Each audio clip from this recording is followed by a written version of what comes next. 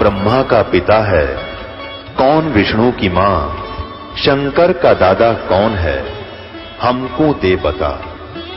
ये जानने के लिए कृपया सुनिए। जगत गुरु तत्वदर्शी संत रामपाल जी महाराज के अमृत वचन सर्व पवित्र धर्मों के पवित्र शास्त्रों के आधार पर। परमेश्वर ने कहा, कबीर साहब ने कहा, स्वामी जी यदि प्रारब्ध का कष्ट भोगना ही पड़ गया तो भक्ति की क्या आवश्यकता है फिर? अगर किसी के संस्कार में दुख है और दुख है भोगना ही पड़ेगा, फिर भक्ति ने शर्म में मारेंगे। क्या आवश्यकता है इस भक्ति की? कौन करेगा भक्ति? क्या आवश्यकता परमात्मा की? वो भक्ति इससे हटकर है और वो मंत्र मेरे पास है। अपने आत्माओं जो दुखी व्यक्ति है उसको तो संकेत चाहिए। उसने तभी पूछा कि आप कौन हो भाई? ए भगत जी आप कहाँ रहते हो? अब वो लाल कपड़े पहन रखे, सारी उम्र संस्कृत बोली, उसने तो महाराज जी समझ रहे, और परमात्मा बैठे एक सिंपल वेशभूषा में। उसने न्यू कहा, भगत जी कहाँ रहते हो आप? आपका कहाँ ठिकाना है? परमात्मा ने बताया, भाई मैं दानक सू दुल्हा हूँ और नीरू का पुत्र हूँ, ऐसे ऐसे हमारी चौपड़ी वहाँ रहा करूँ। अब परमात्मा ने ये बताना इसलिए अनिवार्य समझा कि जैसे न भगवान चाहिएगा तो आ जाएगा, और जब ब्राह्मण पने में होगा, क्यों उसमें छुआछात बहुत गणी थी, तो अपना भाई चला जाएगा। तो परमात्मा वो तो जा लिया श्याम ने, साथ साथ अक महाराज मैं घना दुखी हो गया। तो वहां जो परमात्मा के पास के और भी बहुत से आर्त व्यक्ति बैठे थे और वो आपस में चर्चा कर रहे थे कि मैं इतना दुखी था, परमात्मा से नाम लिया, अरे भगवान आए हैं, ये परमात्मा है, तुम इसको दुल्हा मत समझो, दानक नहीं है। अब जिसके कांटे से निकल रहे वह क्यों कर कहीं सिंपल मैन है। तो उस व्यक्ति को पहुंचा वहां पर ब्राह्मण, जब वो और भक्त बैठे बतला रहे थे, भगवान आए, जब सत्संग का आयोजन था उनके साथ दूसरे साथ ही बाहर मैदान में, तो उस ब्राह्मण का कुछ दिल डटया। जब ये सारे भगत कह रहे हैं तो कुछ बात बनेगी। तो परमात्मा के आशीर्वाद मात्र से परमात्मा ने कहा, भाई अपने सारे बच्चों को ले आ। उसने सारा दुख बताया, उनको दीक्षा दिला। तो उसने सोचा पहले अपने लड़कों को ले चलता हूं, क्योंकि इज्जत और बेइज्जती हमारा साथ लटक रही है, घर में कैर टूट रहा। दोनों लड़कों को ले आया। परमात्मा ने दीक्षा दी, बेटा भक्ति करोगे ना जब बात बनेगी। केवल आशीर्वाद से भी सुख दे देते, लेकिन वो तो एक का दुख टड़ा, आगे जीवन में पता नहीं कितने दुख है आपके। परमात्मा ने नाम दिया, दोनों बच्चे ऐसे स्वस्थ हो गए जैसे कदे दुख था ही नहीं। अपने आप उठ के गए, उन्हें लाया था बैठा बैठा कर, तो उनको एकदम खुशी की लहर आ गई। फिर अपनी बेटियों को, पत्नी को, सबको नाम दिलाया। परमात्मा के आशीर्वाद से सब ठीक हो गए, स्वस्थ हो गए कुछ ही दिनों में। और फिर घर का काम भी उसका बहुत अच्छा चलने लगा। अब वो जहां भी जिसने मिला है उसी को कहे कि भगवान आए हैं, चलो वहां पर परमात्मा आ रहे हैं, दुल्हाओं की कॉलोनी में भगवान उतर रहे हैं। पर उसकी कौन सुने? ब्राह्मण। तो पुण्यात्माओं, एक समय एक सर्वानंद नाम के ब्राह्मण थे, और उसने चारों वेदों, 18 पुराणों, गीता, इन सभी को कंठस्थ याद कर रखा था। और उसने अपने वक्त के सभी ब्राह्मणों को, सभी विद्वानों को शास्त्रार्थ में पराजित कर दिया। तो उसके मन में एक धारणा आई कि मैं अपना नाम सर्वानंद की जगह सर्वाजीत रखवाऊंगा, अपनी मां से कहता हूं। उसने सभी को हरा दिया। उधर से वो ये विचार कर रहा था। दूसरी ओर क्या हुआ कि उसकी माता, जो सर्वानंद की माता जी थी, उसका नाम शारदा था, ब्राह्मणी, और वो भी ऐसे ही अपने प्रारब्ध के कर्म को भोग रही थी। अब ब्राह्मण होने के नाते, और अब उसका पिता, उसका पुत्र विद्वान, जिसने सबको सब विद्वानों को पराजित कर दिया। अपने पुत्र से भी सारे जंतर मंत्र, जो भी गायत्री मंत्र वगैरह अनुष्ठान बताए बेटे ने, वो भी कर लिए। और भी जिसने भी जहां कोई महापुरुष संत तपस्वी बताया वहां भी चली गई, लेकिन उसको कोई राहत नहीं मिली। बहुत बुरी बेचैनी रहे, ना भूख लगे, चारपाई पकड़ रखी, अस्थि पिंजर शेष दिखाई दे। उधरती एक परमात्मा की शिष्या, एक बहन ब्राह्मणी, एक बहन चली गई, ब्राह्मणी नहीं वैसे एक बहन चली गई किसी कामवश, अन्य जाति की, श्रवण जाति की। तो उसने पूछा कि शारदा कुशल है? उसने चारपाई पे पड़ी पड़ी ने देखा और कहा, बहन कहाँ कुशल हूँ, अंतिम सांस गिन रही हूँ, बहुत परेशान हूँ, काफी वर्षों से असाध्य रोग से पीड़ित हूँ।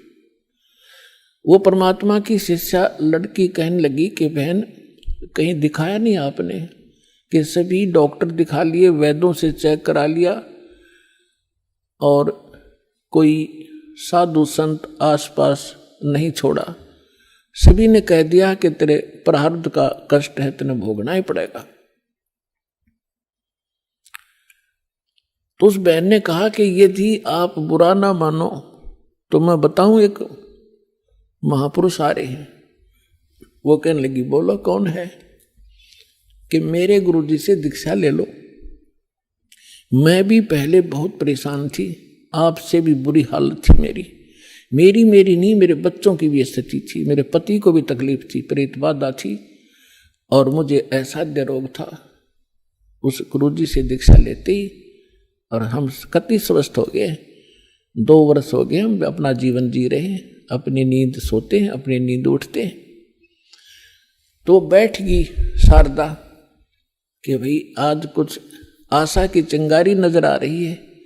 तो उसने पूछा, कौन है आपके गुरुजी, मुझे बताओ।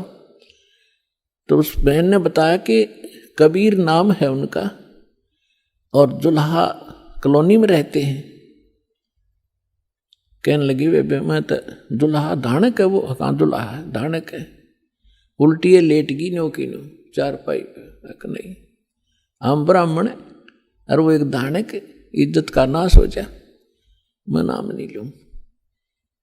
तो उस बहन ने बहुत कहा कि देखो, हमने ज्ञान सुना उस परमेश्वर का, आज आप ब्राह्मणी हो और मृत्यु के बाद आप अन्य जाति में भी तो जन्म ले सकते हो, आप पशु योनि में भी तो जाओगे, तब कहाँ जाएगी या जाति तेरी। तो कहने लगी, बहन तू जा, बस फालतू बात ना करे, इससे अच्छा तो मौत ताजा वो अच्छा है। तो पुण्यात्मा परमात्मा कहते हैं, राज तजना सहज है, सहज तरिया का ने, और मान बढ़ाई ईर्षा ये दुर्लभ तजनाई है। वह चली गई।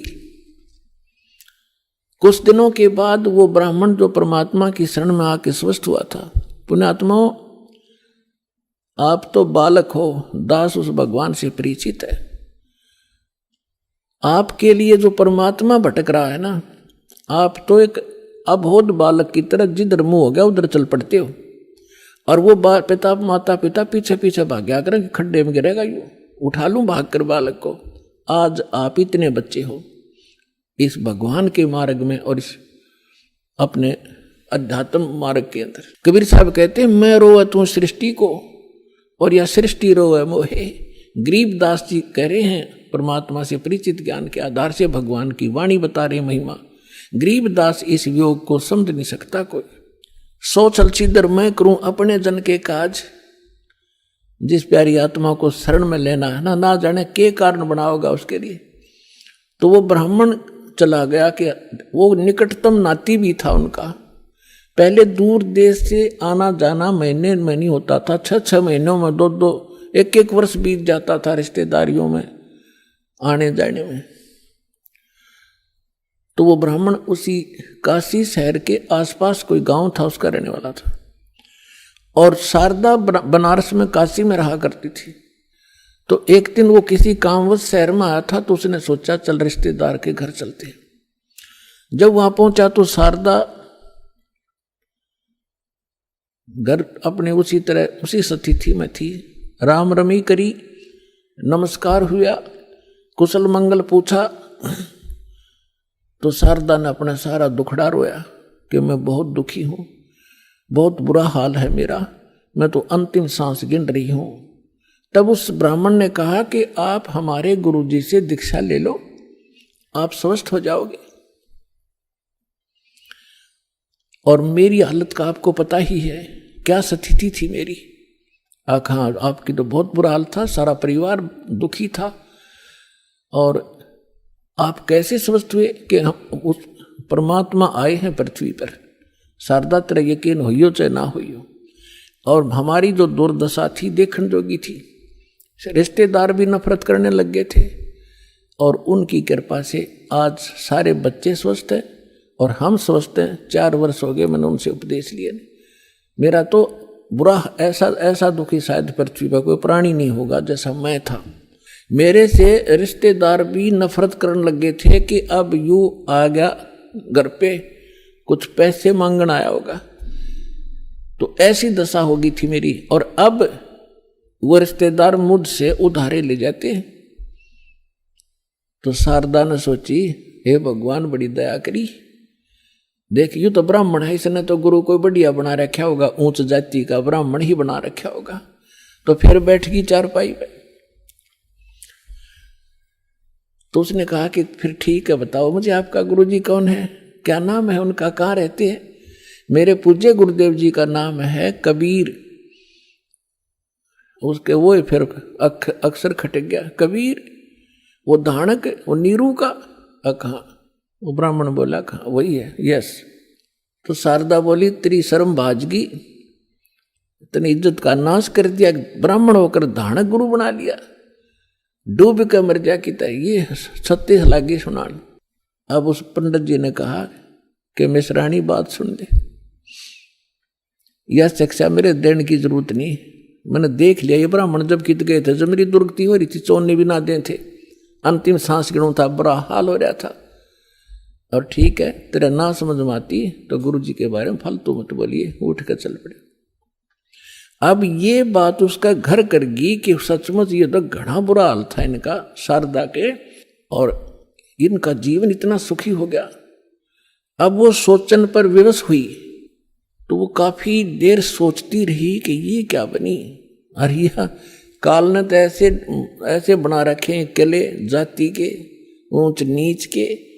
काल ने तो इतना जबरदस्त जाल फैला रखा पुण्यात्मा, परमात्मा बनाई टूटे नहीं। अब आप देख रहे हो परमात्मा ने सबसे पहले यह बीमारी काटी कि अब आप देख रहे हो कोई छुआछात नहीं, ऐसी दया करी। ना तो एक बाड़िया और थी, अपने ही समाज में थी, हिंदुआएं में थी, और तो देखी जाओ बाद की देखो दूसरे मजहबों थे, तो यह समाप्त करी। और उस समय ये एक जबरदस्त किला बना रखा था जाति का। अब क्या हुआ, परमात्मा कच्चा काम नहीं छोड़ते। जो जन मेरी शरण है ताका हूं मैं दास, और गेल गेल लग गया फिर जब तक धरती आकाश। अब क्या किया मालिक ने, जिस मोहल्ले में वो शारदा रहा करती थी उसी में परमात्मा का एक भक्त रहता था, थोड़ी सी दूरी पे। और उसने प्रार्थना की, प्रभु हमारे दास के घर सत्संग कर दो, वहां आस पास के भक्तों को भी पता चलेगा और आपका ज्ञान सुनेंगे, हो सकता है किसी के और भाग जाग जा।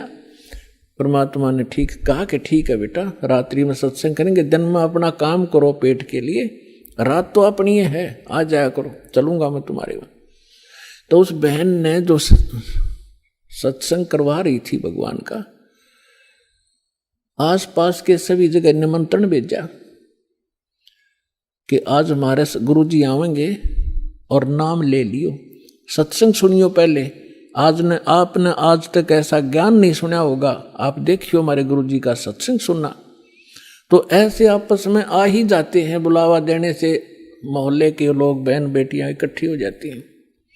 तो उसने शारदा को भी आमंत्रित कर दिया मोहल्ले में होने के नाते। तो शारदा ने पूछा, आपके गुरुजी कौन हैं? कि मेरे गुरुजी हैं कबीर साहब, भगवान कबीर। कौन से कबीर? वो धानक। वो शारदा ने कहा कि हाँ वो धानक, आप कुछ भी कहो वो परमात्मा है।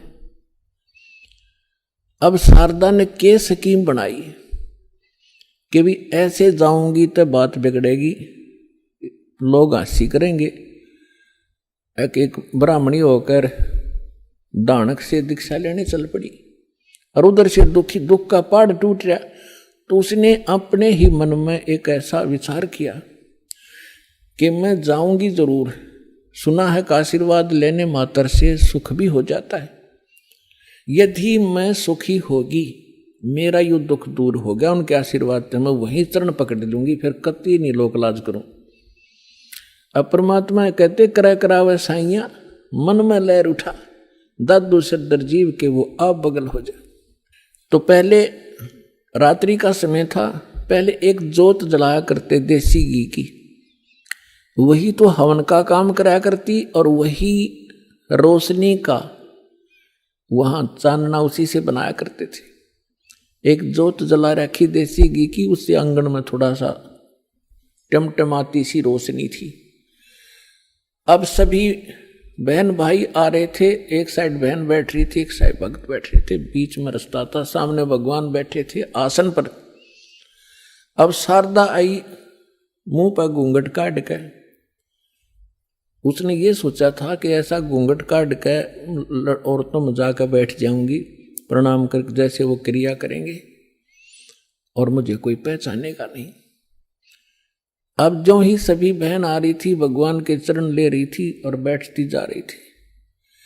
अब वो आगी शारदा भी मुंह ढक के आवे थी, परमात्मा के चरण छुए, मालिक ने सिर पर हाथ रखा और कहा, सर्वानंद की माँ ब्राह्मणी पंडितानी, आज दानक के पास कैसे आना हो गया तेरा?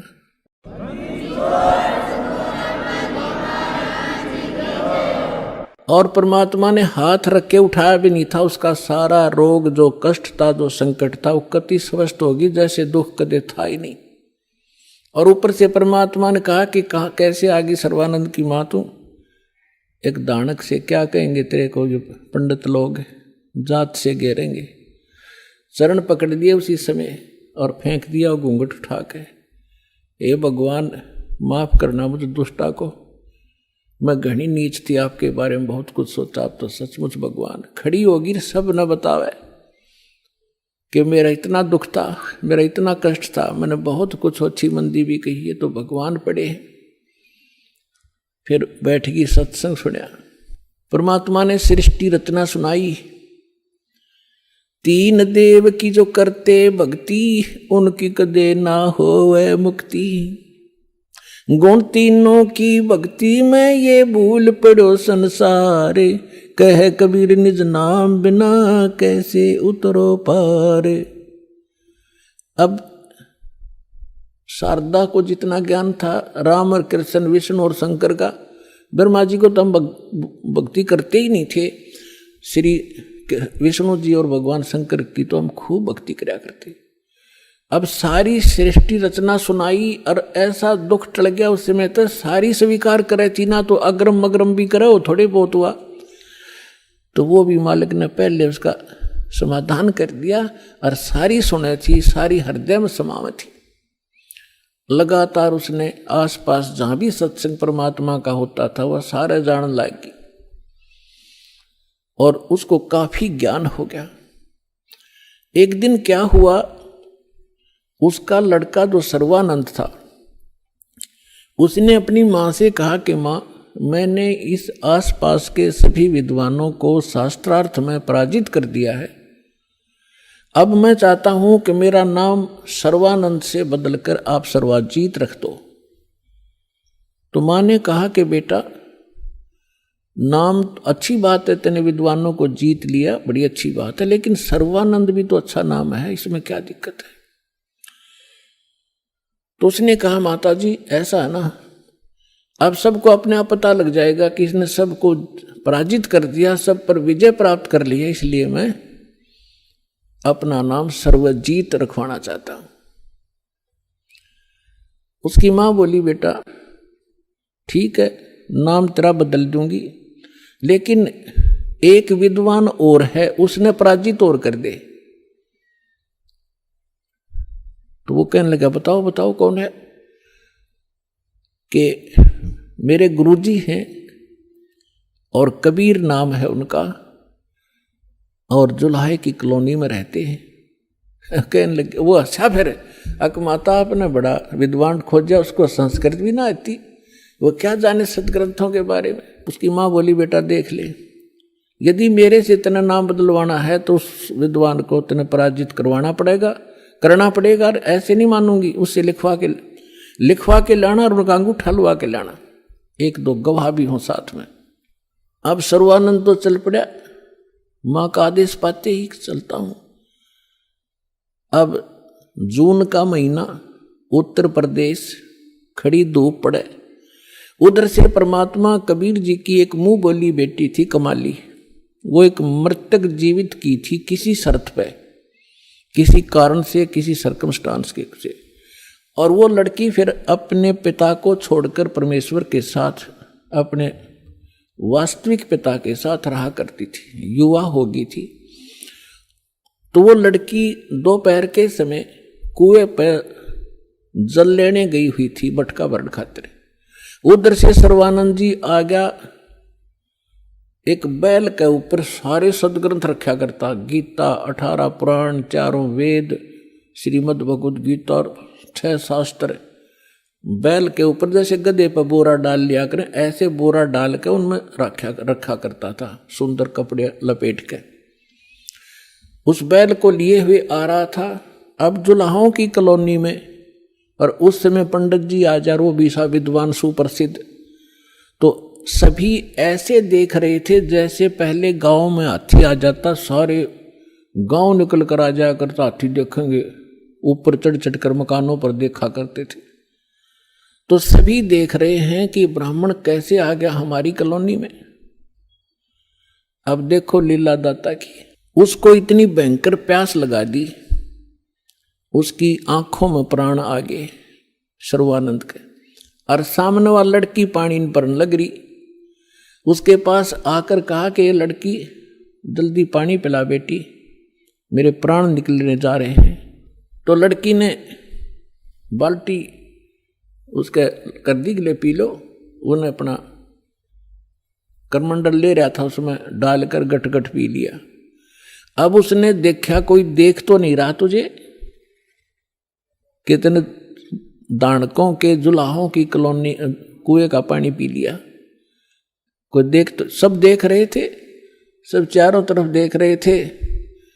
तो उसने अपनी इज्जत बचाने के लिए लड़की को डांटा कि लड़की, ये किसका कुआं है, किस जाति का कुआं है। तो लड़की ने कहा, जी दानकों की कॉलोनी में तो दानकों का कुआं हुआ कर, ब्राह्मणों का नहीं हो सकता।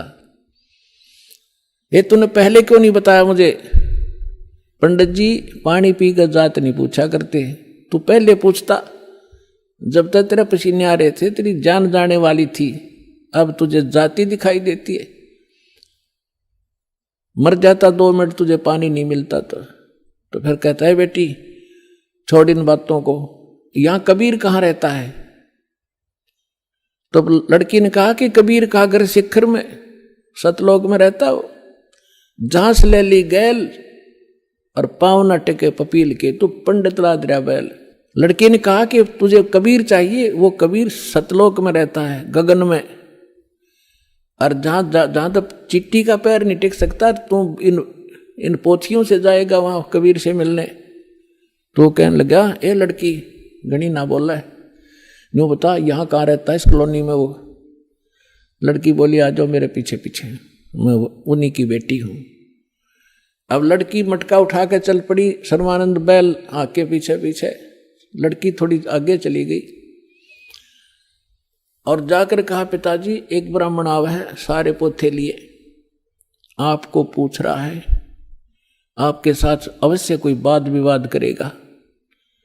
परमात्मा ने कहा, बेटा कोई बात नहीं, ज्ञान की चर्चा तो होनी ही चाहिए, अच्छी बात है, उसको बुला लो अंदर। वह लड़की बाहर आई और कहा, सर्व आओ जी, आ जाओ, पिताजी अंदर हैं, आ जाओ। तो सर्वानंद बाहर खड़ा हो गया और कहा, ले लड़की ये मेरा लोटा ले जा, पानी का भरवा दिया कि एक पानी का मेरा लोटा भर दे। बाहर खड़ा खड़ा लड़की ने पानी का लोटा भर दिया। और कहा इस लोटे को जाके कबीर को दे दे और इसका क्या उत्तर दे फिर मुझे बताना बाहर आकर के।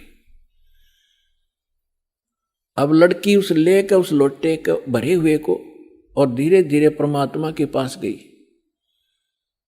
और कहा पिताजी एक वो ब्राह्मण युग ने ऐसे ऐसे कहा है कि ये लोटा दिया है, कहा कि इसका उत्तर दें वो मुझे बताना इस जल को। और इतना भर दिया कि वो पानी लबालब भरा हुआ था उस लोटे के ऊपर तक, उसमें जरा सा भी पानी डाल दे तो बाहर जावे, इतना फुल भर के दे दी। परमात्मा बोला ठीक से बेटी। परमेश्वर ने एक बड़ी सुई थी, वह सुई उठा के लोहे की और उस लोटे में डाल दी, कुछ पानी बाहर निकल गया और कहा जा सर्वानंद को दे दे बेटा। वह लड़की वापस आई धीरे धीरे। अकलो पंडित जी, सर्वानंद ने पूछा क्या उत्तर दिया तेरे पिता ने? कि बोले कुछ नहीं, इसमें एक सुई डाल दी और आप पूछ लो इन्होंने क्या मतलब है इसका। तो अंदर आया सर्वानंद ने पूछा कि कबीर आपने मेरे प्रश्न का क्या उत्तर दिया? परमेश्वर ने पूछा आपका प्रश्न क्या था? मेरा प्रश्न ये था, ये संकेत था, इस पानी के लोटे को फुल भर के आपके पास इसलिए भेजा था कि मैं ज्ञान से परिपूर्ण हूं और मैंने सभी आसपास के विद्वानों को पराजित कर दिया है। मैंने अपनी मां से सर्वाजीत नाम रखवाना है और उसने ये शर्त रखी है कि मैं आपसे शास्त्रार्थ करूं और आपको विजय पाऊं आपसे, तब वो मेरा नाम रखेगी। मैंने आपको ये संकेत दिया है कि मैं ज्ञान से ऐसे फुल हूं जैसे लोटा फुल था। यदि मुझे कोई ज्ञान शिक्षा देगा तो मेरे अंदर समाएगा नहीं, वो इस लोटे में अगर कोई और जल डालेगा वो बाहर ही जाएगा, इसमें जगह नहीं। अब आप बताओ आपका क्या उत्तर था? परमात्मा बोले मैंने इसमें एक लोहे की सुई डाली है। मेरा ये संकेत है कि मेरा ऐसा ज्ञान है, ऐसा भारी ज्ञान है, ऐसा गुरु ज्ञान है कि जैसे मेरी सुई तेरी लोटे की तली में जाकर टिकेगी और तेरा पानी बाहर निकल गया। ये मेरा ज्ञान ऐसा तेरे थोथे ज्ञान में बाहर फेंक देगा, ठाके तेरे हृदय में समा जाएगा।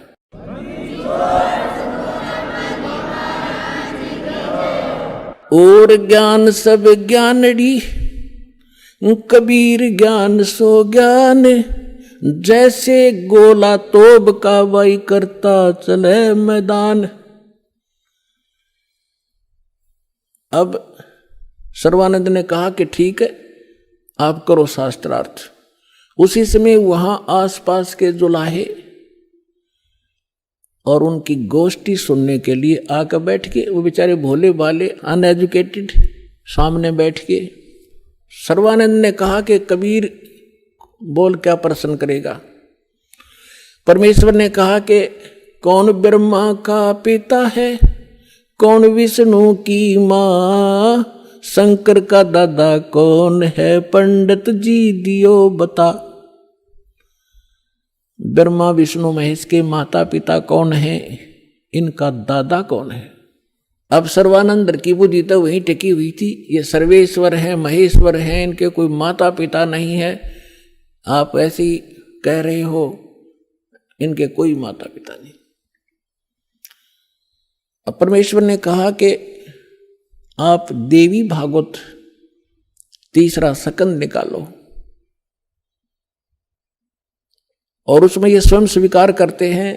देखिएगा श्री देवी भागवत यानी देवी पुराण, सचित्र मोटा टाइप,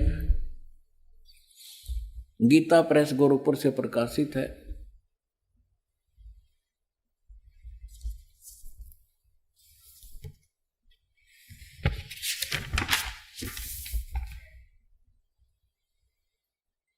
संपादक है हनुमान प्रसाद पोदार, चिमनलाल गोस्वामी।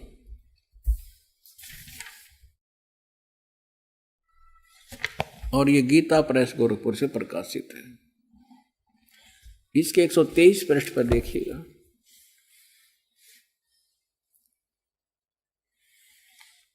तीसरा स्कंद विष्णु भगवान विष्णु जी अपनी माता दुर्गा की स्तुति करते हुए कहते हैं, तुम शुद्ध स्वरूपा हो, ये सारा संसार तुम इसे उद्भासित हो रहा है। मैं ब्रह्मा और शंकर हम सभी तुम्हारी कृपा से विद्यमान हैं। हमारा तो आविर्भाव माने जन्म और तिरोभाव माने मृत्यु हुआ करता है। हमारा तो जन्म मृत्यु होता है। केवल तुम ही नित हो, जगत जननी हो, प्रकृति और सनातनी देवी हो। भगवान शंकर बोले, देवी यदि महाभाग विष्णु तुम्ही से प्रकट हुए हैं तो उनके बाद उत्पन्न होने वाले ब्रह्मा भी तुम्हारे ही बालक हुए। फिर मैं तमोगुण लीला करने वाला शंकर क्या तुम्हारी संतान नहीं हुआ? अर्थात मुझे भी उत्पन्न करने वाली तुम ही हो। शिवे संपूर्ण संसार की सृष्टि करने में तुम बड़ी चतुर हो। इस संसार की सृष्टि, स्थिति और संहार में तुम्हारे गुण सदा समर्थ हैं। उन्हीं तीनों गुणों से उत्पन्न हम ब्रह्मा, विष्णु एवं शंकर नियमानुसार कार्य में तत्पर रहते हैं। अब पंडित जी तो साथ ले रहा था, सारे पोथे निकाल कर देख लिया, पढ़ भी लिया। उसको मालूम था कि सामने जो श्रोता है ये सब अशिक्षित, और कह दिया कि झूठ बोलता है, इसमें कुछ नहीं है। परमेश्वर ने कहा कि रुद्र संहिता के अंदर देखिएगा, ब्रह्मा, विष्णु और शिव जी की उत्पत्ति दिखाते हैं आपको, आप देखिएगा। तो उसने देखा जो मालिक ने बताया। अब आप देखिए पुण्यात्मा, तो अभी तक ये सारा वर्बली बकवाद चल रही थी।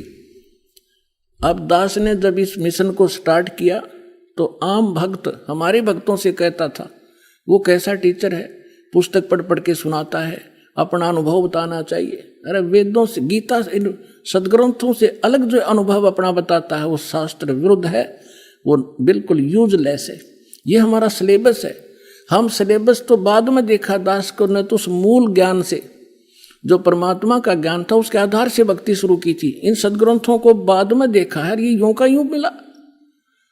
तो आपको दृढ़ करने के लिए और आपको सच्चाई से परिचित कराने के लिए ये सदग्रंथ दिखा रहा हूं। मुझे नहीं जरूरत थी इनकी। जैसे एक अंधा था, अंधेरे में लालटेन लिए जा रहा था, आगे से बच्चे आ रहे थे उछल कूद करते हुए। उसने कहा, बच्चों देखना देखना बच्चों, मैं अंधा हूं, बेटा ध्यान से चलना, मैं अंधा हूं, देखना, मुझसे ना टकराना। अब बच्चों ने आकर देखा कि आदमी अंधा बतावे और लालटेन हाथ में ले रहा, टॉर्च या लालटेन लैंप।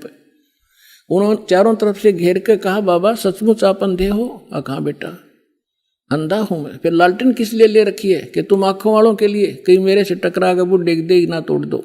आपके लिए है, ताकि इस रोशनी में तुम्हें पता लग जाए कोई बूढ़ा व्यक्ति आ रहा है, साइड से निकल जाओ, मुझसे टकराओ नहीं, मैं अपने इसलिए आपके लिए लिए हुए हूं। तो दास तो इस ज्ञान को पहले सुना रहा था। सन 1994 से लेकर सन 2000 तक वर्बली जो मालिक ने ज्ञान दिया था यही सुना रहा था। ये ब्रह्मा विष्णु महेश नासवान है, इनकी जन्म मृत्यु होती है।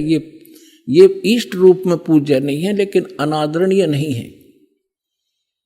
लेकिन दास के सामने ये समस्या थी कि इस बात को, दास की वर्बली इस कहानी को कोई नहीं सुनेगा हिंदू, और विरोध खूब होगा।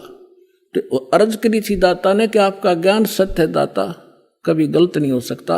यदि इन सदग्रंथों में मिल जावे, वेद, गीता और पुराणों में, तो आपके बच्चे आपको पहचानने में देर नहीं लाओगे। ऐसी प्रेरणा की परमात्मा ने 2001 में गीता उठा के देखी, जो का तू ज्ञान पाया। क्योंकि परमात्मा ने कहा था अपनी वाणी में कि वेद मेरा भेद है, मैं ना मिलूं वेदन के माही, पर जौन वेद से मैं मिलूं वो वेद जानते नहीं। तो इसके आधार से जब सब सदग्रंथ देखे तो जो का तो ज्ञान मिला। ओए होए, तीन देव की जो करते भक्ति, उनकी कदे ना होवे मुक्ति। और परमात्मा कहा करते, धर्मदास ये जग बौराना, कोई न जाने पद निर्वाणा। यही कारण मैं कथा पसारा, जग से कोई ये एक राम नियारा। अब मैं तुमसे कहूँ चिताई, त्रिदेवन की उत्पत्ति भाई।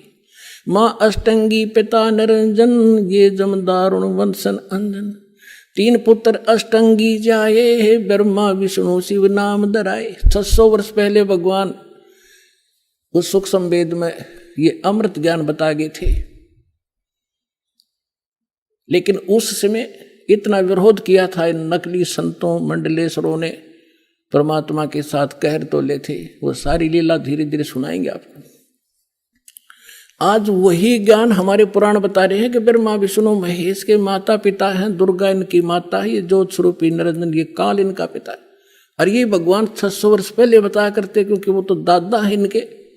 दादा तो बाप की भी डेट ऑफ बर्थ बता और पोत्या की भी बता दे, तो पहले बता कर जा रहे थे।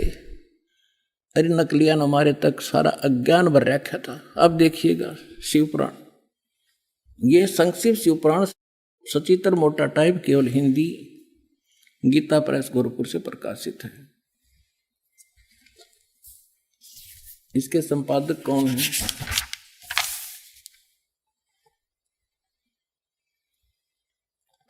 हनुमान प्रसाद पोदार, और ये गीता प्रेस गोरखपुर से प्रकाशित है।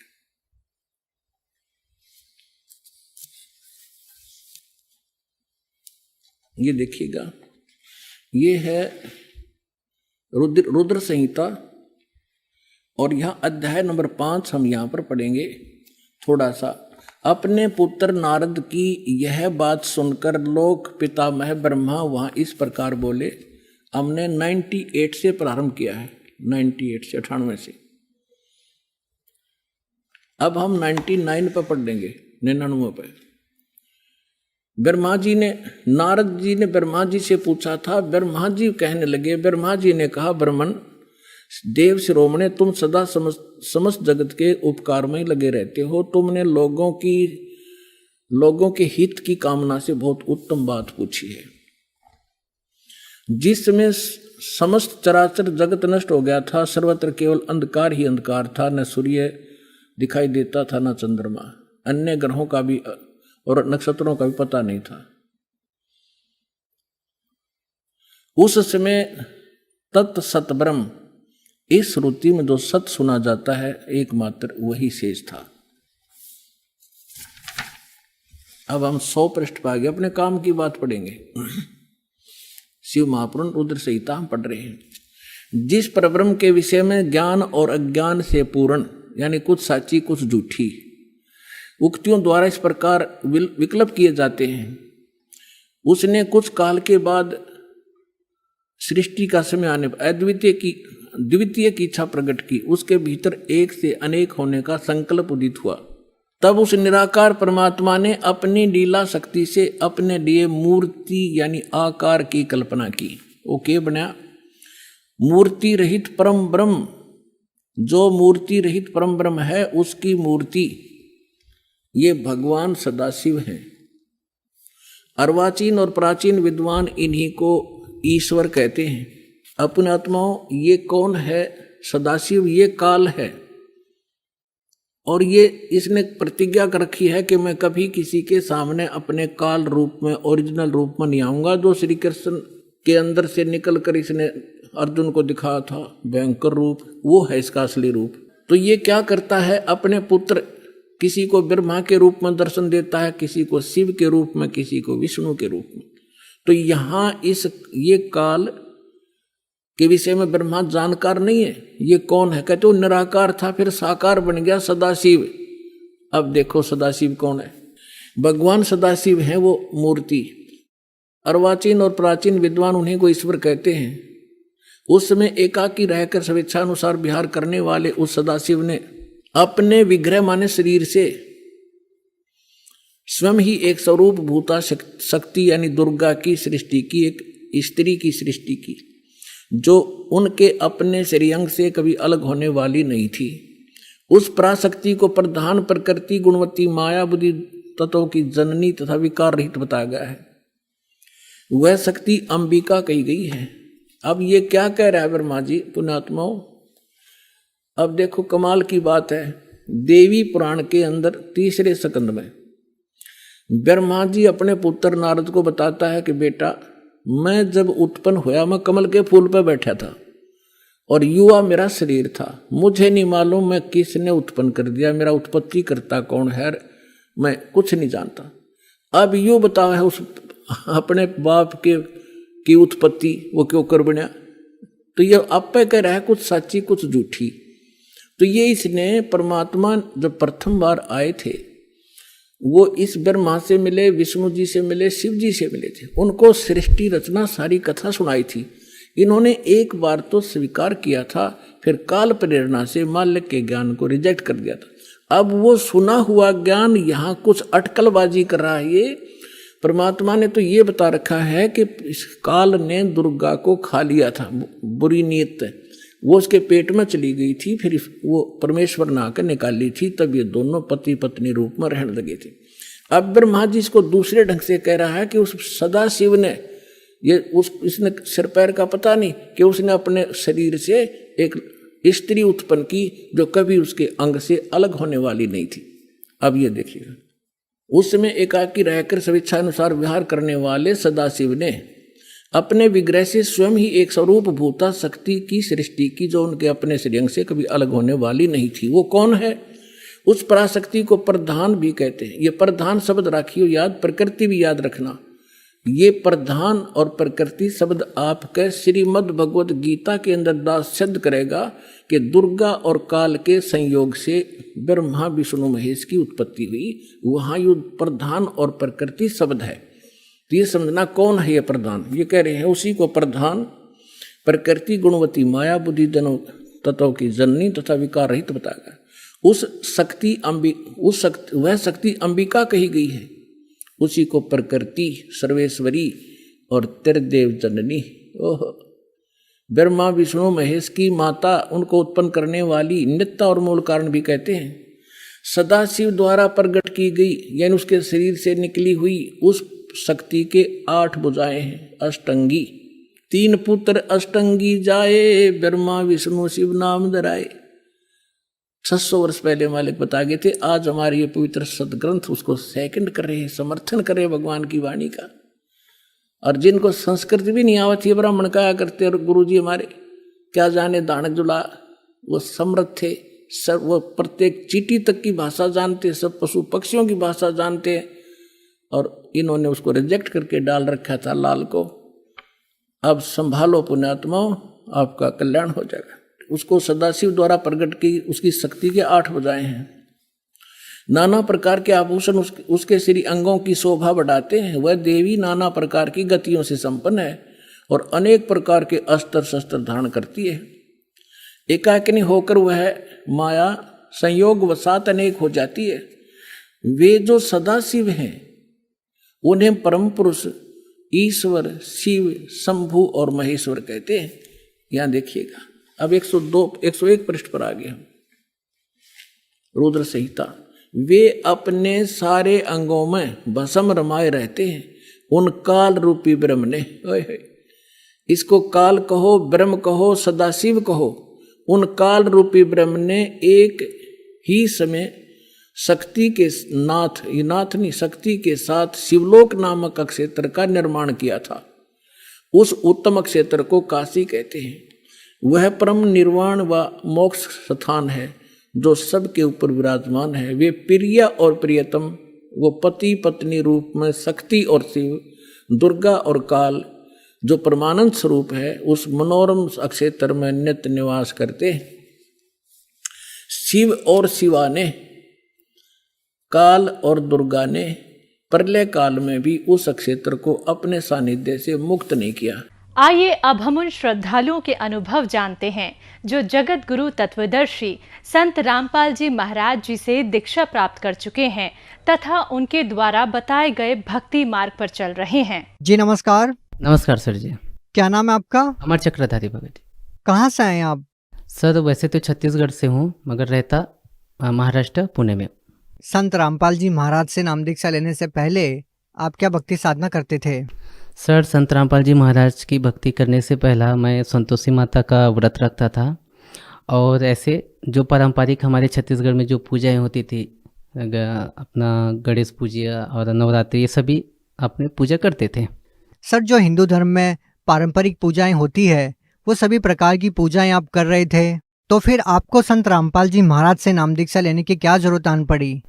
सर ये सब पूजा करते हुए भी अपने को ये खाली कुछ भी लाभ नहीं होता था भगत। इतने सारे अपन पूजा करते थे मगर अपने हाथों में कुछ भी नहीं आता था। बहुत सारी पूजा करने के बाद ऐसा दिखता था नहीं था कि अपने को कुछ लाभ हुआ हो अपनी ज़िंदगी। इसलिए थोड़ा सा कि पिताजी ने हमको ये बोला कि भाई ऐसा ऐसा भक्ति है तो आप करके देखो। तो हम वो बार बार इग्नोर करते थे, कहाँ इस बाबा बाबा के चक्कर में पड़ेंगे और ये अपना ठीक है, इतना अपना अच्छा चल रहा है। तो पिताजी फिर भी बार बार हमको प्रेशर करते थे, नहीं भाई कर लो कर लो। तो मैंने ऐसे एक बार चैलेंज कर दिया था, नहीं तुम्हारा गुरुजी चलो, मुझे तो टाइम नहीं मिलता, 7 बजे से सुबह काम पे लगने के बाद 7 बजे तक काम करता हूँ, और तुम्हारा गुरुजी क्या मुझे खाने पीने को थोड़ी ना देगा। टीवी लेने के लिए बोलते हैं, टीवी लेने के लिए क्या तुम्हारा गुरुजी पैसा देगा क्या?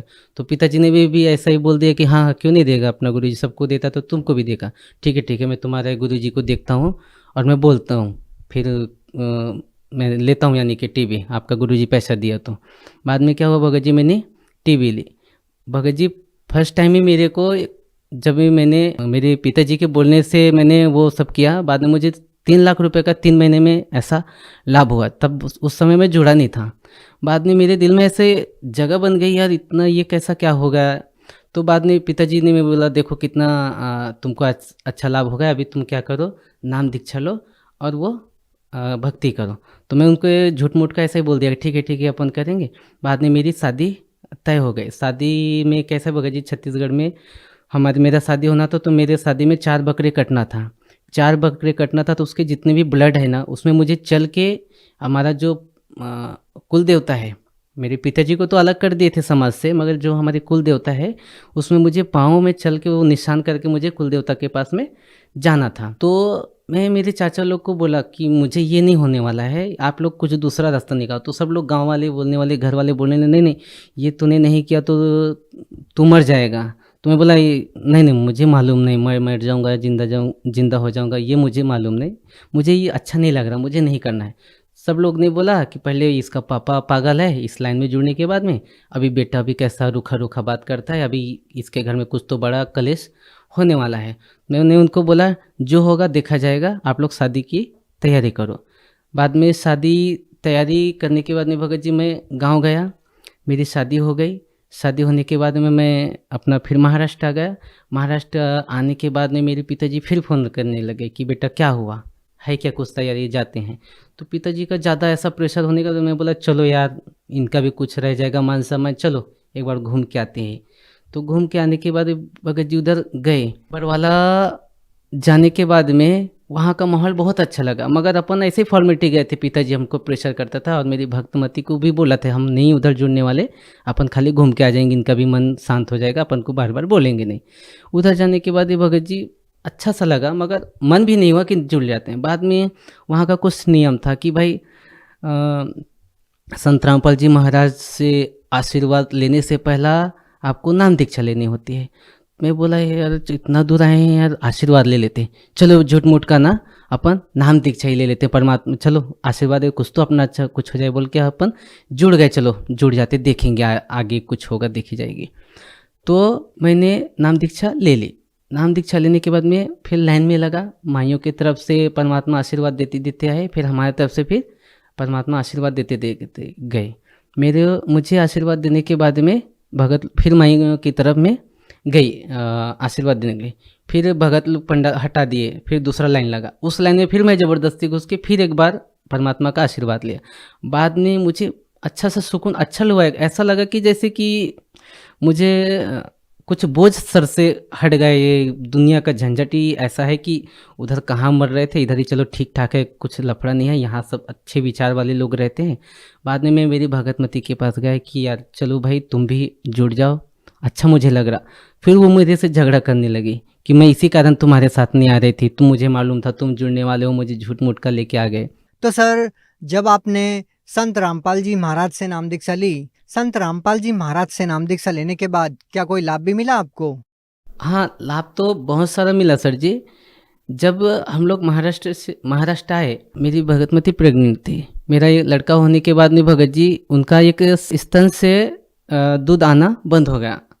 तो हमने डॉक्टर से दिखाया, उन्होंने बोला बहुत खर्चा हो गया। उस समय हमारी आर्थिक स्थिति बहुत ख़राब थी सर, क्योंकि गाड़ी एक्सीडेंट होने के कारण सब पैसा, सोना चांदी जितने भी घर थे सब खत्म हो गई थी। तो माता पिता भी ने हाथ उठा दिए थे कि हमारे पास कुछ भी नहीं, हम ब्याज से भी लेके पैसा ऐसा खर्च किए थे, लेबर लोग को पेमेंट दिए थे, तो हमारे पास कुछ भी पेमेंट नहीं था। मैं भगत मित्र को बोला, भाई अपने पास कुछ भी रास्ता नहीं, अपन रोड पे आ चुके हैं, तुम परमात्मा के साथ चाहे चैलेंज करके जुड़ जाओ, चाहे कुछ भी, जो एक बार जुड़ जाओ और तुम्हारा ऐसा ऐसा हो जाएगा, तो आप परमात्मा की भक्ति करना ठीक हो जाए तो करना, नहीं तो कोई बात नहीं भाई, ज़बरदस्ती नहीं है। तो उन्होंने भी ठीक है चलो देखते हैं, अभी तुम्हारा गुरुजी मेरे को ठीक कर देंगे ना, तो मैं नाम दीक्षा ले लेना, ऐसा बोले। तो सर वो जो चैलेंज परमात्मा को किए थे, उन्होंने बोला था तुम्हारे गुरुजी मुझे अच्छे कर देंगे तो मैं जुड़ जाऊंगी। तो उन्होंने संत रामपाल जी महाराज को अरदास लगाई और बोले कि गुरुजी आप मुझे कहीं ठीक कर देते हो तो मैं आपकी भक्ति करूंगी। मेरी पत्नी की सीना इतनी फूलती जा रही थी क्योंकि दूध बाहर नहीं निकल पा रहा था, पूरा ब्लॉक हुआ था। इसके कारण धीरे धीरे पूरी बॉडी दूध के कारण भर गई थी, निकल भी नहीं रहा था और वो दर्द कम नहीं हो रहा था। बाद में संत रामपाल जी महाराज को चैलेंज किया कि आप मुझे बिना पैसे के यदि ठीक हो जाता है तो आपके संत रामपाल जी महाराज से मैं नाम दीक्षा ले लूँगी। तो मैं बोला ठीक है, आपके संत रामपाल जी महाराज सब ठीक करेंगे, आप पहले दीक्षा ले लो। उन्होंने अरदास लगाई, भगवान आप मेरी ये प्रॉब्लम है सॉल्व कर दो, हमारे पास पैसा कुछ भी नहीं, हमारी आर्थिक स्थिति खराब है, डॉक्टर भी ऑपरेशन के लिए बोल रहे हमारे पास पैसा भी नहीं, हमारी आर्थिक स्थिति भी बहुत खराब है, आप हमारे ऐसा हमारा प्रॉब्लम सॉल्व हो जाएगा तो मैं आपकी भक्ति करूँगी। तो परमात्मा की ऐसे चमत्कार हुई भगत जी, बिना दवाई के एक 15 से 20 दिनों के अंदर में वो स्वस्थ हो गई। वो फिर फूट के वहाँ से मवाद निकला, फिर धीरे धीरे उसमें हमने मेडिकल में ही जा के एक 20 रुपए का पाउडर होता है वो डाल के ऐसा उसको दवाई लगा के ठीक हो गया। डॉक्टर के पास में गया नहीं कि बड़ा ऑपरेशन का ऐसा कुछ खर्चा ही नहीं आया। फिर संत रामपाल जी महाराज के कारण मेरी धर्मपत्नी की तबीयत ठीक हो जाने के कारण उसको पूर्ण लाभ हुआ। आज वो नाम दीक्षा ले चुकी है और मस्त मेरे से अच्छी वो अभी भक्ति कर रही है। अभी हमारा वापस मैं सांगली चला गया अपनी जगह पे जहाँ पे रहता था। वहाँ जाने के बाद अपना आर्थिक स्थिति थोड़ा खराब हो गया था। उसके बाद में हम गांव जाने वाले थे, मेरे पास लास्ट 500 रुपये ही बचा था। तो सर जी मेरे पास लास्ट 500 रुपये थे, तो हमने नियोजन कर लिया था कि भाई चलो महाराष्ट्र से छत्तीसगढ़ जाते हैं और अपना कुछ नहीं है, इधर पूरा बिजनेस थोड़ा सा लॉस हुआ, अपन उधर ही जाके कुछ तो खेती बाड़ी करेगी। सर जी वहाँ से फिर मेरे को एक फ़ोन आया, संत रामपाल जी महाराज से हमने अरदास लगाई थी, तो परमात्मा ने संत रामपाल जी महाराज ने वहाँ से उनका आदेश आया था कि परमात्मा दया करेंगे, आप लोग भगवान की भक्ति करते रहो। संत रामपाल जी महाराज का ऐसा आदेश आया। तो भगत जी हम 500 रुपये ही मेरे पास था, गया तो वहाँ से फ़ोन आया कि आपको एक 60 लाख का टेंडर आपको हम देते हैं। तो मैं कम से कम भगत जी उनको सर जी उनको 50 बार बोला कि ये मुझे कैसे आ सकता है, मैं तो ये बिल्डिंग बनाने का काम ही नहीं करता, मैं लेबर कॉन्ट्रैक्टर हूँ। लेबर कॉन्ट्रैक्टर, आप मुझे बिल्डर का काम बता रहे कि आपको हम इतना पैसा देंगे और आपको हमारा घर बना के देना पड़ेगा। तो कम से कम उसको मैं 50 फ़ोन लगाया और बाद में पूरा वेरीफाई किया कि भाई सच में ऐसा है क्या। तो बोले हाँ है। तो बोले नहीं मुझे यकीन नहीं होता। तो मैं वो 500 रुपये लेके उनके पास गया। वो मुझे उसमें नाश्ता भी करना था, पेट्रोल भी डलाना था और 70 किलोमीटर जाके वापस भी आना था, मतलब 150 किलोमीटर आना था। गया, सर जी इतना बड़ा चमत्कार हुआ परमात्मा संत रामपाल जी महाराज की वजह से। मुझे 50,000 रुपये जगह पे एडवांस दिया। मेरे पास सिर्फ 500 रुपये था लास्ट टाइम। जब मुझे 50,000 रुपये दिया तो मेरी वहाँ पे आंसू निकल गए। मैं बोला भगवान ये क्या मेरे पास इतना बड़ा चमत्कार होगा कि मैं यहाँ का अनजान, मैं छत्तीसगढ़ का रहने वाला, ये मुझे 50,000 कैसे दे दिए, क्या हुआ कैसे हुआ बोल के। बाद में मैं यहाँ से काम से रोते 70 किलोमीटर तक घर वापस गया, भगतमती को पैसा दिखाया। बाद में मैं बोला देखो परमात्मा ने मुझे 60 लाख का मुझे काम दिया है। भगतमती को विश्वास नहीं। मैं बोला देखो मेरे अकाउंट में पैसा है और 500 रुपये का मिठाई लेके गया था बगीचा। मेरे बच्चा था ना, मैं जब मिठाई भी इसके लिए लेने के लिए जाता था दुकान में तो मेरे पास पैसा नहीं रहता था। मैं सोचता था कि मैं तेल लेके जाऊँ कि मेरे बच्चे के लिए 5 रुपये का कैडबरी लेके जाओ। इतना मेरी हालत ख़राब थी, मुझे कुछ भी समझ में नहीं आता था, इतना वीकनेस हो गया था। मगर परमात्मा ने जब 50,000 रुपये दिया, रोते रोते पूरा वहाँ तक गया अपनी भगत में। मेरी भगतमती भी इतना रोने लगी, देखो इतना बड़ा चमत्कार कर दिया परमात्मा कि अपन अच्छे से भक्ति करेंगे, ये दुनिया के लफड़े में नहीं पड़ते अपन। सब जो दुनिया अपने को रखे या ना रखे, संत रामपाल जी महाराज को जिंदगी भर अपन छोड़ेंगे नहीं। जान दो दुनिया की, अपन दुनिया की सुनने वाले नहीं, अपने छोकर गांव निकाला करे, चाहे दुनिया से कहीं से कुछ हो, अपन परमात्मा को नहीं छोड़ेंगे। ये इनका जीवन दान देने का मेरे को भगत जी अभी के डेट में कम से कम 60 लाख मुझे काम मिलने के बाद भगत जी सर जी मैंने उनका पूरा काम कंप्लीट किया। कम से कम 1.5 करोड़ का अब तक काम किया उनका भी। मेरा काम अभी कम से 8 साइड मैंने फाइनल किए हैं। 3 काम मिलने के 60 लाख का टेंडर हुआ, वो फाइनल किया। बाद में मुझे 3 काम और मिला कम से कम 40 लाख का, वो फाइनल किया। अभी कम से कम मेरा 25 लाख का काम चालू है, वो मैंने अभी पेंडिंग है, आधा अधूरा काम है। मेरा घर में रहने का नहीं तकलीफ था भगत जी, बारिश हुआ तो 10 ठिकाने से पानी नीचे गिरती थी। संत रामपाल जी की दया से अभी मेरा 4 मंजिल का घर बनाया हूँ। अभी कुछ दिन पहले अभी मैं 4 व्हीलर गाड़ी लिया है, जो मेरे गांव में किसी के पास गाड़ी नहीं। 8 लाख की सोल्डर गाड़ी लिया है। पूरे गांव वाले बोलते हैं कि भाई इनके पास क्या सोने का खान मिला है। मगर उनको बोलते हैं सर जी की भाई संत रामपाल जी महाराज के शरण में आने के बाद में हुआ थोड़ा तकलीफ हुआ स्टार्ट में। परमात्मा अपनी वाणी में बोलते हैं कि धीरे धीरे रे मना धीरे सब कुछ होए, माली सिंचे 100 घड़ा ऋतु आए फल होए। सर मैं लूट पिट चुका था, सिर्फ मैं लास्ट में मेरा 500 रुपये ही था। परमात्मा की दया, संत रामपाल जी महाराज की दया की वजह से 60 लाख का मुझे काम मिला। अभी मेरे करोड़ों का बिजनेस चालू है। 4 मंजिले का घर टिका लिया हूँ। मेरे गांव आसपास, मेरे गांव में क्या सर जी, आसपास की एक 20 किलोमीटर 50 किलोमीटर आप भी घूमेंगे तो किसी का 4 मंजिल मकान नहीं है।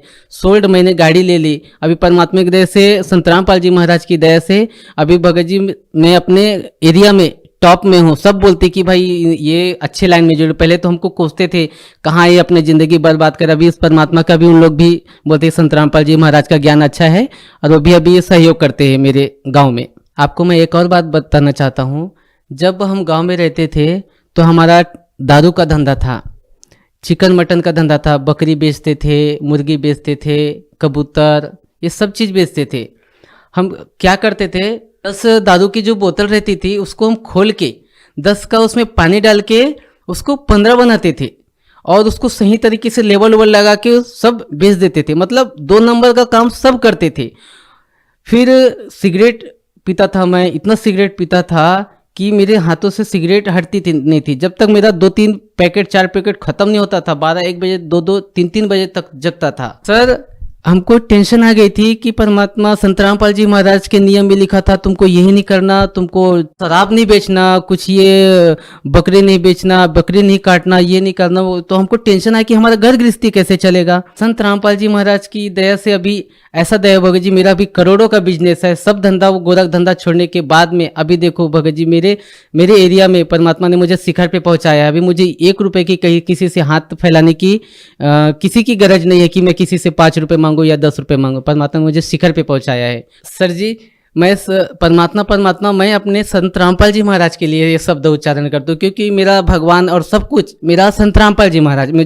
मुझे तो पता नहीं कि कौन क्या है, मगर मेरे लिए संत रामपाल जी महाराज मेरे लिए भगवान है। सर आप भगत समाज को क्या संदेश देना चाहते हैं? सर भक्त समाज को क्या संदेश दूंगा कि मेरा देखो ना सर जी, मेरा पहला कैसा था, हम लोग इतने दारू बेचते थे, सब बुरी सी बुरी धंधा करते थे, फिर भी हमको बरकत नहीं मिली।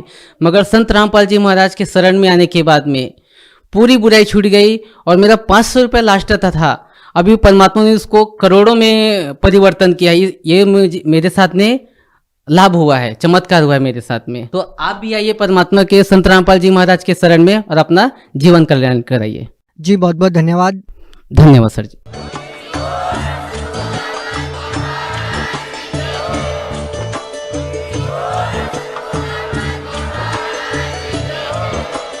आप सुन रहे थे जगत गुरु तत्वदर्शी संत रामपाल जी महाराज जी के मंगल प्रवचन। अधिक जानकारी के लिए विजिट कीजिए हमारी वेबसाइट www.jagatgururampalji.org। संत रामपाल जी महाराज जी के शुभ आशीर्वाद से पूरे विश्व भर में 500 से भी ज्यादा नाम दीक्षा केंद्र हैं, जिन पर संत रामपाल जी महाराज जी द्वारा ऑनलाइन निशुल्क नाम दीक्षा दी जा रही है। अपने नजदीकी नाम दीक्षा केंद्र का पता करने के लिए संपर्क करें 8222880541।